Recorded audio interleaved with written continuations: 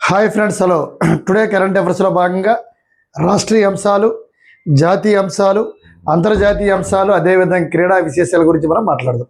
ప్రధానంగా ఆంధ్రప్రదేశ్ పోలీస్ శాఖ వారు మహిళలపైన, అదేవిధంగా తీసుకుంటే ఆడపిల్లలపైన అగాత్యానికి పాల్పడిన వ్యక్తులు ఎవరైతే ఉన్నారో తక్షణమే వాళ్ళకి కఠిన శిక్ష పడే విధంగా ఒక యాప్ను లాంచ్ చేశారు. వాళ్ళ యాప్ పేరే సార్ ఆపరేషన్ దాండియాన్. గుర్తుపెట్టుకోండి, వెరీ వెరీ ఇంపార్టెంట్. ఆపరేషన్ దాండియానా.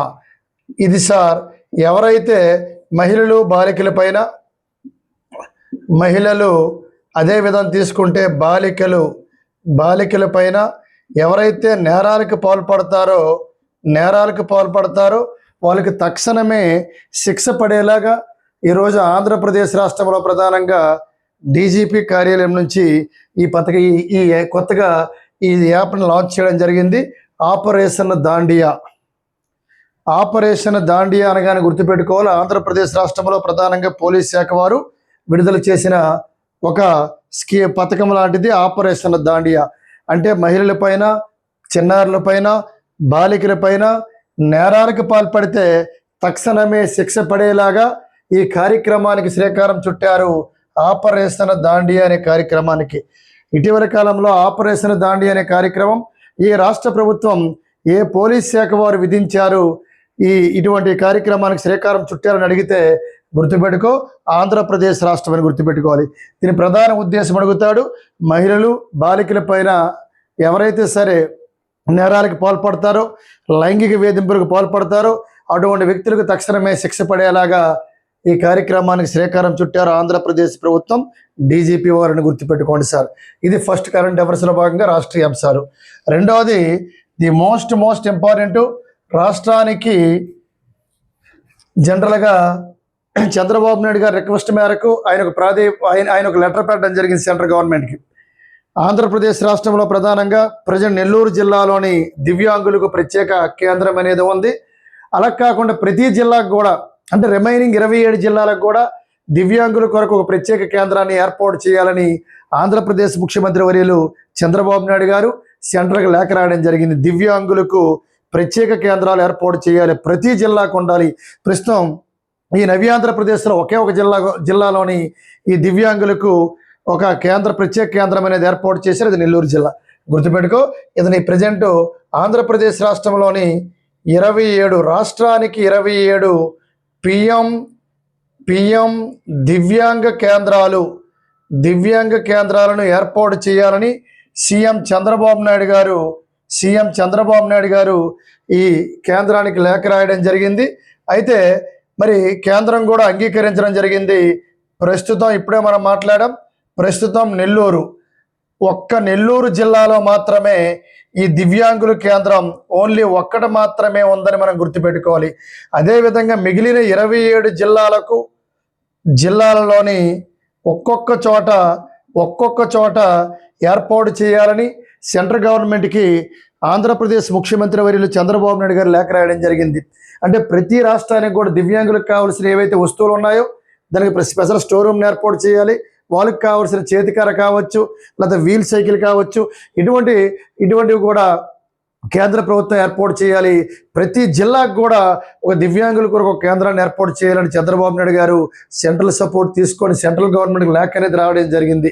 కాబట్టి అడుగుతాడు, ఈ క్రింది వాళ్ళలో ఇటీవల కాలంలో రాష్ట్ర ముఖ్యమంత్రి వర్యులు కేంద్ర ప్రభుత్వంకి లేఖ రాయడం జరిగింది. ఈ లేఖలోని దివ్యాంగులకు కేంద్రాలను ఏర్పాటు చేయాలని పేర్కోవడం జరిగింది. మరి అటువంటి దివ్యాంగ కేంద్రాలు ఆంధ్రప్రదేశ్ రాష్ట్రంలో ఎన్ని ఏర్పాటు చేయనున్నారు అంటాడు. 27 ఏర్పాటు చేయనున్నారు. కేంద్రం కూడా సానుకూలంగా స్పందించింది ఈ లేఖకు.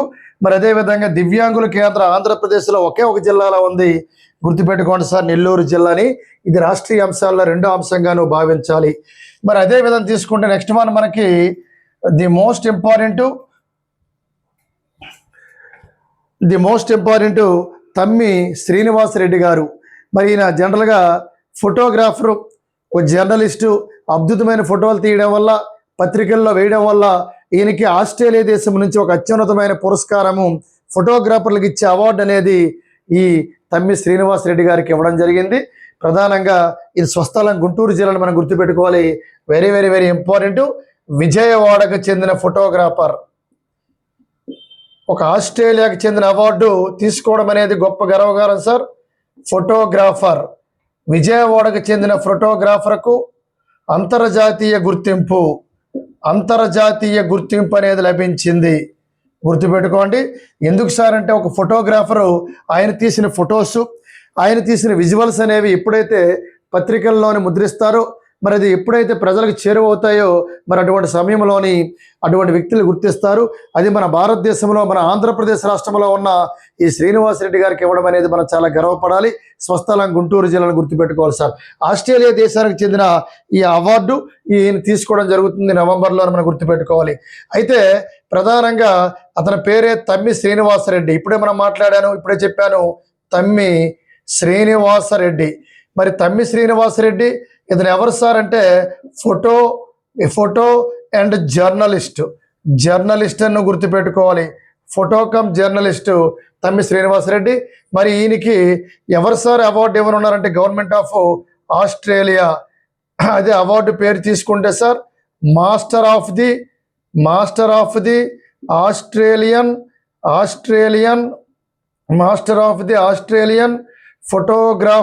Photographic society. ఫోటోగ్రాఫిక్ సొసైటీ ఇది అవార్డు సార్, సొసైటీ. మరి ఈ అవార్డును ఇప్పుడే చెప్పారు 2026 నవంబర్ 24న ఆస్ట్రేలియా ఈయన వెళ్ళనున్నారు. మరి అవార్డు తీసుకొనున్నారు. Very very very very important. ఎందుకంటే ఇటీవల కాలం భారతదేశంలోని ఒక జర్నలిస్ట్కి, ఒక ఫోటోగ్రాఫర్కి ఇచ్చే అత్యున్నతమైన పురస్కారం ఇది. Master of the Australian photographic award పొందిన, master of the Australian photographic society award పొందిన వ్యక్తి ఎవరు అడుగుతాడు? తమ్మి శ్రీనివాసరెడ్డి గారు. స్వస్థలం గుంటూరు సార్. స్వస్థలం అయితే గుంటూరు. ప్రజెంట్ ఈయన విజయవాడలో ఉంటున్నారు. విజయవాడలో ఫోటోగ్రాఫర్గా పనిచేస్తున్నారు. అంతర్జాతీయ స్థాయిలో గుర్తింపు సంపాదించారు ఈ తమ్మ శ్రీనివాసరెడ్డి గారు. Photograph journalist, master of the Australian photographic society award గ్రహీత. 2026 నవంబర్ 24వ తారీఖున ఈ తమ్మ శ్రీనివాసరెడ్డి గారికి ఈ master of the Australian photographic award అనేది తీసుకోవడం జరుగుతుందని నువ్వు ఎంత గర్వపడాలో ఒకసారి ఆలోచించండి సార్. మరి అదేవిధంగా తీసుకుంటే ఆంధ్రప్రదేశ్ రాష్ట్ర ప్రభుత్వం కొత్తగా విద్యుత్ కోసం కారిడార్ని ప్రారంభించింది. గుర్తుపెట్టుకోవాలి. 22,000 కోట్ల రూపాయలతో ఆంధ్రప్రదేశ్ ప్రభుత్వం గ్రీన్ ఎనర్జీ కారిడార్, ఈ గ్రీన్ ఎనర్జీ కారిడార్ను ప్రారంభించడం జరిగింది. మరి దాదాపుగా ఆంధ్రప్రదేశ్, ఏపీలో దీని ద్వారా 18 గిగావాట్లు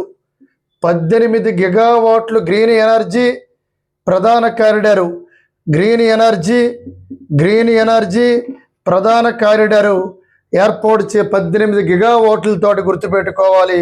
అంటే 22,000 కోట్ల రూపాయలతో గ్రీన్ ఎనర్జీ కారిడార్ను ఏర్పాటు చేయనున్నారు. ఆంధ్రప్రదేశ్లో 18 గిగావాట్లు గ్రీన్ ఎనర్జీ ప్రధాన కారిడార్ను ఇన్ని కోట్లతో ఏర్పాటు చేయనున్నారు. చూసుకోవాలి, ఎన్ని గిగావాట్లు అడుగుతాడు. 18 గిగావాట్లు గ్రీన్ ఎనర్జీ కారిడార్ను ఎన్ని కోట్ల రూపాయలతో ఏపీ ప్రభుత్వం ఏర్పాటు చేయనున్నదంటే 22,000 కోట్ల రూపాయలతోటి ఏర్పాటు చేయనున్నది.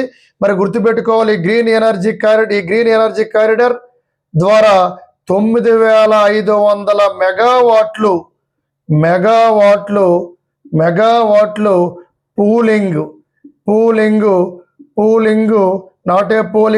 పూలింగ్ స్టేషన్లు ఏర్పాటు చేయనున్నారు. గుర్తుపెట్టుకోవాలి. అయితే గ్రీన్ ఎనర్జీ కారిడారు పథకం, ఈ గ్రీన్ ఎనర్జీ కారిడార్ పథకం 3 కింద దీన్ని చేపట్టనున్నారు. ఆల్రెడీ పథకం 1 స్టార్ట్ అయింది, పథకం 2 స్టార్ట్ అయింది. అదేవిధంగా గ్రీన్ ఎనర్జీ పథకం 3 కింద 22,000 కోట్ల రూపాయలతో ఆంధ్రప్రదేశ్ ప్రభుత్వం 18 గిగావాట్లు గ్రీన్ ఎనర్జీ కారిడార్ను నిర్మించనున్నదని గుర్తుపెట్టుకోవాలి. దీనివల్ల 9,500 మెగావాట్లు కూలింగ్ స్టేషన్లు ఏర్పాటు చేయనున్నారు. అంటే పవర్ గురించి, విద్యుత్ గురించి గుర్తుపెట్టుకోవాలి. ఇటీవలి కాలంలో ఆంధ్రప్రదేశ్ ప్రభుత్వం 3వ విడత కింద ఎన్ని కోట్ల రూపాయలతో 18 గిగావాట్లు గ్రీన్ ఎనర్జీ కారిడార్ని ఏర్పాటు చేయనున్నదని అడుగుతాడు. 22,000 కోట్ల రూపాయలతో. దీనివల్ల ఎన్ని స్టేషన్లు నిర్మించనున్నారు ఈ విద్యుత్ కొరకు అడుగుతాడు. 9,500 మెగావాట్లు పూలింగ్ స్టేషన్లు ఏర్పాటు చేయనున్నారు. వెరీ వెరీ ఇంపార్టెంట్ సార్, గుర్తుపెట్టుకో. నెక్స్ట్ వన్, మళ్ళీ ఇవన్నీ రాష్ట్రీయ అంశాలే. మరి రాష్ట్రీయ అంశాలు అన్నాం కాబట్టి రాష్ట్రీయ అంశాల్లో ప్రధానంగా తీసుకుంటే విశాఖపట్నంలో ప్రధానంగా సారథి అనే కార్యక్రమాలు లాంచ్ చేయడం జరిగింది. ఎందుకు సార్ అంటే విశాఖపట్నంలో ఈ మహానగరంలో ట్రాఫిక్ ఎక్కువ ఉంది. ఈ ట్రాఫిక్ను పూర్తిగా నియంత్రించాలని ఆంధ్రప్రదేశ్ ప్రభుత్వం వైజాగ్లోని ఒక కార్యక్రమానికి శ్రీకారం చుట్టింది. 99.18 కోట్ల కోట్లతోటి విశాఖ మహానగరంలోని ట్రాఫిక్ సమస్యలు ఎక్కువ ఉన్నాయని చెప్పేసి సారథి అనే కార్యక్రమాన్ని లాంచ్ చేయడం జరిగింది. దేనికి సార్ అంటే గుర్తుపెట్టుకో, ట్రాఫిక్ సమస్యను పూర్తిగా కంట్రోల్ చేయాలని వైజాగ్లోని 99.18 కోట్లతో ఈ కార్యక్రమానికి శ్రీకారం చుట్టింది. అయితే ఇక్కడ ఒకటి గుర్తుపెట్టుకోవాల్సిన అవసరం ఉంది. ఏంటి సార్ అంటే సిస్టమేటిక్. గుర్తుపెట్టుకో, ఈ ఎలాగా అరికడతారు ట్రాఫిక్ అంటే సిస్టమేటిక్, ఆగ్నిటెండ్, రేడియల్ ట్రాఫిక్, హూప్, ఇండక్షన్. ఈ కార్యక్రమంలో భాగంగా వీరు చెప్పిన ప్రధాన అంశం ఏంటి సార్ అంటే ఈ విశాఖ మహానగరంలో ట్రాఫిక్ ఆంక్షలు అంటే ట్రాఫిక్ తగ్గించాలని, ట్రాఫిక్ని పూర్తిగా నియంత్రించాలని ఈ సారథి అనే ప్రాజెక్టులో భాగంగా systematic, augmented, radial, traffic hoop, induction. ఇటువంటి ఇండక్షన్లు ఏర్పాటు చేసి ట్రాఫిక్ని తొందరగా క్లియర్ చేసి వెహికల్స్ ఇటువైపు పంపించే విధంగా ఈ ట్రాఫిక్ హూప్ ఇండక్షన్ను ఏర్పాటు చేయనున్నారు. దీనికి విశాఖ మహానగరానికి ఆంధ్రప్రదేశ్ ప్రభుత్వం 99.18 కోట్ల రూపాయలు కేటాయించడం జరిగిందని మనం గుర్తుపెట్టుకోవాలి సార్. నెక్స్ట్ వన్, మనకి దీని తర్వాత మళ్ళీ ప్రధానంగా తీసుకుంటే రాష్ట్రీయ అంశాల్లో ఈరోజు కరెంట్ రాష్ట్రీయ అంశాలు అనేవి ఎక్కువ రావడం జరిగింది సార్. రాష్ట్రీయ అంశాల్లో ప్రధానం తీసుకుంటే రేపు ఈ నెల 31వ తారీఖు క్లోజ్ అవుతుంది. అంటే 2026 జూన్ 1వ తారీఖున కొత్త రైల్వే జోన్ ప్రారంభం కానున్నది. అదే సార్ దక్షిణ కోస్తా రైల్వే జోన్. మరి దక్షిణ కోస్తా రైల్వే జోన్ యొక్క ప్రధాన కార్యాలయం ఎక్కడ ఉంది సార్ అంటే ఈ దక్షిణ కోస్తా రైల్వే జోన్ యొక్క ప్రధాన కార్యాలయం విశాఖపట్నం. మరి త్వరలోని ఎల్లుండే ప్రారంభం కానున్నది. భారత రైల్వే శాఖ మంత్రి ఎవరంటే అశ్విని వైష్ణవ్ గారు, భారత రైల్వే బోర్డు చైర్మన్ ఎవరంటే సతీష్ కుమార్ గారు. మరి వీళ్ళు రానున్నారు. కాబట్టి ఆంధ్రప్రదేశ్ కొత్త రైల్వే జోను ఈ జూన్ 1న ప్రారంభం కానున్నది. మరి ఇందులో 4 డివిజన్లు ఉన్నాయి సార్. మరి 4 డివిజన్లో గమనించాలి. 1 Visakha division, 2 Vijayawada division, 3 Guntur division, 4వది గుంతకల్లు డివిజను. ఇలాగా 4 డివిజన్ల కింద పనిచేయనున్నది. కాబట్టి మనకి దక్షిణ కోస్తా రైల్వే జోన్గా పేరు పెట్టారు. అప్పుడు తూర్పు కోస్తా రైల్వే జోన్ భువనేశ్వరు, దక్షిణ మధ్య రైల్వే జోన్ సికింద్రాబాదు. మరి ఈ 2 రైల్వే జోన్ల నుంచి కొత్తగా రైల్వే జోన్ పుట్టుకొచ్చింది. ఇటువైపు భువనేశ్వరు, అటువైపు సికింద్రాబాద్. గుర్తుపెట్టుకో, ఈ మధ్యలో ఉన్న జోనే దక్షిణ కోస్తా రైల్వే జోన్. గమనించాలి. దీని గురించి డీటెయిల్గా మాట్లాడదాం. 1వ తారీఖున రైల్వే మినిస్టర్ అశ్విని వైష్ణవ్ కూడా రానున్నారని గుర్తుపెట్టుకోవాలి sir. Very very very very important. Next one తీసుకుంటే దీని తర్వాత మనకి జాతీయ అంశాలు.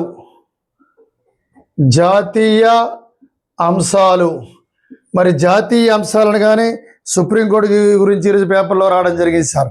సుప్రీంకోర్టు ప్రెసిడెంట్ 53వ ప్రధాన న్యాయమూర్తి జస్టిస్ సూర్యకాంత్. మరి నెక్స్ట్ రాకపోయే సుప్రీంకోర్టు ప్రధాన న్యాయమూర్తిగా ఎవరు చేపట్టబోతున్నారంటే జస్టిస్. అంచనా ప్రకారం తీసుకుంటే ఈరోజు పేపర్లో ఏమొచ్చేసారంటే కొలీజియం. ఏదైతే కొలీజియం ఈ కొలీజియంలోకి ఒక తెలుగు వ్యక్తి జస్టిస్ పిఎస్ నరసింహ, ఈ నరసింహ అనే వ్యక్తి నెక్స్ట్ ఈ సుప్రీంకోర్టు కొలీజియంలోకి చేరనున్నారు. ఎవరైతే సుప్రీంకోర్టులో సీనియర్గా ఉంటారో, ఎవరైతే రిటైర్మెంట్కి దగ్గరగా ఉంటారో, మరి అదేవిధంగా అటువంటి వ్యక్తులు కొలీజియంలోకి చేరుతారు. ఈ నరసింహం చేరడం జరిగింది. ఈ నరసింహం ముందు ఎవరంటే justice BV Nagarathnam, justice BV Nagarathnam ఈవిడ కూడా చేరనున్నది ఇతనికి ముందు. అంటే ఈ సుప్రీంకోర్టు 53వ ప్రధాన న్యాయమూర్తి సూర్యకాంత్ తర్వాత పదవి చేపట్టబోయేది ఎవరు సార్ అంటే గుర్తుపెట్టుకోవాలి, జస్టిస్ బివి నాగరత్నం. ఈ బివి నాగరత్నం అనే వ్యక్తి అక్టోబర్ 29 వచ్చే ఏడాది అంటే 2027 అక్టోబర్ 29 వరకు ఈవిడ పదవిలో ఉంటారు. అక్టోబర్ 29న పదవి విరమణ చేస్తారు అని ఈరోజు పేపర్లో రావడం జరిగింది సార్. అంటే ఇది ఒక అంచనా ప్రకారం. అంటే జస్టిస్ బివి నాగరత్నం అంటే ఒక లేడీ, సుప్రీంకోర్టు ప్రధాన న్యాయమూర్తిగా చేపట్టబోయిన మొట్టమొదటి మహిళ. మరి ఈవిడ 2027 అక్టోబర్ 29న పదవి విరమణ చేపట్టబోతుంది. నెక్స్ట్ వచ్చిన తర్వాత అప్పుడు ఈవిడ తర్వాత అవకాశం ఇతనికి వస్తుందని చెప్పడం జరిగింది. ఇతనికి 2028 మే నెలలోని ఇతను సుప్రీంకోర్టు ప్రధాన న్యాయమూర్తి పదవి చేపట్టే అవకాశం ఉందని చెప్పడం జరిగింది. ఇతను తెలుగు వ్యక్తిగా నువ్వు గమనించాలి. ఆల్రెడీ సుప్రీంకోర్టు ప్రధాన న్యాయమూర్తిగా ఇద్దరు తెలుగు వారు పనిచేశారు. Justice Koka Subbarao, justice NV Ramana. ఒక వ్యక్తి వస్తే తర్వాత మూడో వ్యక్తిగా 2028 అంటే నాగరత్నం తర్వాత వచ్చే అవకాశాలు ఉన్నాయి పిఎస్ నరసింహ. ఎందుకంటే ఈయన కొలీజియంలో చేరడం జరిగిందని మనం గుర్తుపెట్టుకోవాలి. Very very very very important. Justice PS Narasimha వచ్చే ఏడాది రానున్నారు. అదేవిధంగా వచ్చే ఏడాది అంటే బివి నాగరత్నం తర్వాత ఇతను చేపట్టనున్నారు సుప్రీంకోర్టు చీఫ్ జస్టిస్ గారి. గుర్తుపెట్టుకోవాలి sir, very very very important. BV Nagarathnam ఆవిడ తర్వాత ఇతను వస్తారని చెప్పడం జరిగింది. దీనిలో మళ్ళీ మార్పులు చేర్పులు జరిగితే మళ్ళీ కరెంట్ అఫైర్స్లో భాగంగా మళ్ళీ మనం మాట్లాడుకోవాలి. కానీ నెక్స్ట్ మనం తీసుకుంటే ఇప్పుడు ప్రధానంగా అంతర్జాతీయ అంశాలు, ఇంటర్నేషనల్ అంతర్జాతీయ అంశాలు మరేం లేదు సార్. హార్మోజ్ జలసంధి ఎప్పుడు చెప్పుకున్నదే. హార్మోజు గుర్తుపెట్టుకోవాలి. హార్మోజ్ జలసంధి దిగ్బంధనం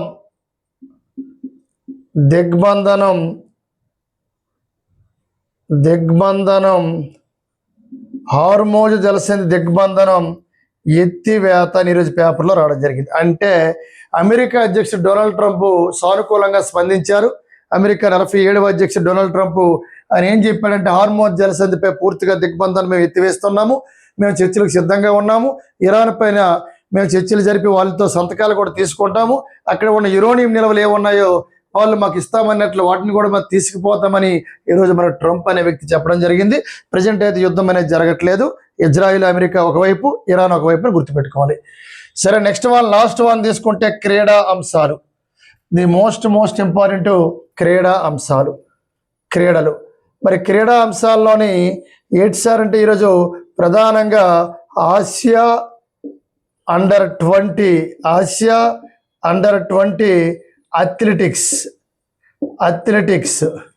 అథ్లెటిక్స్లో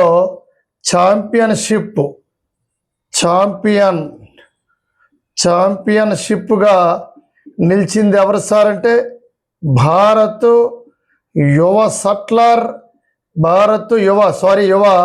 అథ్లెటిక్